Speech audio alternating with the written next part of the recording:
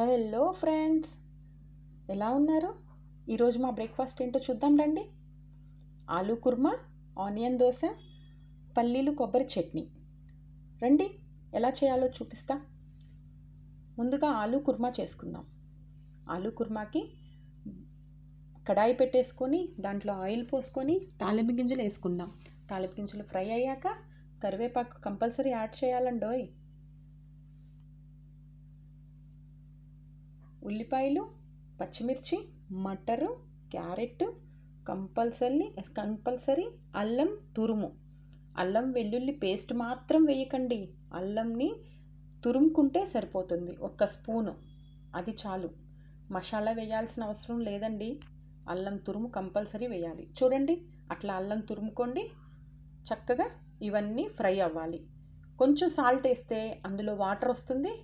Salt, పసుపు ఈ 2 వేసేసి మనం మూత పెట్టేసి పెడితే కాసేపు మగ్గిపోతుంది. పిల్లలకి బ్రేక్ఫాస్ట్ డైలీ ఇడ్లీ దోశ వేసే కన్నా అప్పుడప్పుడు పూరి కుర్మా, ఆనియన్ దోశ ఇలాంటి లంచ్ బాక్స్లోకి మనం రెడీ చేసిస్తే చాలా ఇష్టంగా తింటారండి. ఈలోపు ఆలూ బాయిల్ అయిపోయింది కదండి.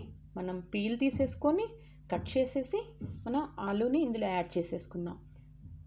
1 గ్లాసు వాటర్ పోసి బాగా ఉడకనివ్వండి. ముందుగా ఉడకనిస్తే క్యారెట్, ఆనియన్ పచ్చిదనం లేకుండా చక్కగా ఉడికిపోతుంది.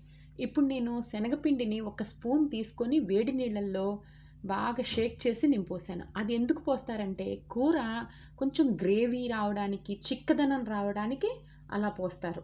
అది మీ ఇష్టం, ఎవరిష్టం వాళ్ళది. పోసుకుంటే పోసుకోవచ్చు, లేకపోతే లేదండి. ఇంకా కొబ్బరి పచ్చడి రెడీ చేసేద్దాం.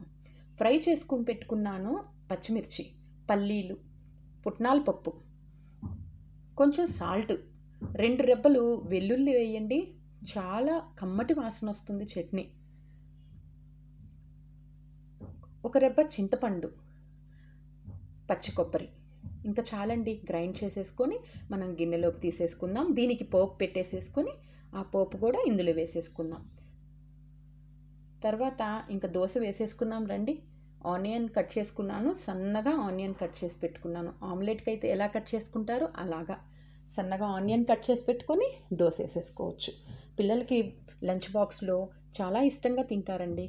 మీరు మా యూట్యూబ్ ఛానల్లో చూడకపోతే ఒక్కసారి చూడండి. కడప ఉల్లికారం దోశ వేశాను, ఒక్కసారి వెళ్ళి చూడండి. అప్పుడప్పుడు ఉల్లికారం దోశ, ఎగ్ దోశ, ఆనియన్ దోశ రకరకాలుగా వేస్తే పిల్లలు కూడా ఇష్టంగా తింటారండి.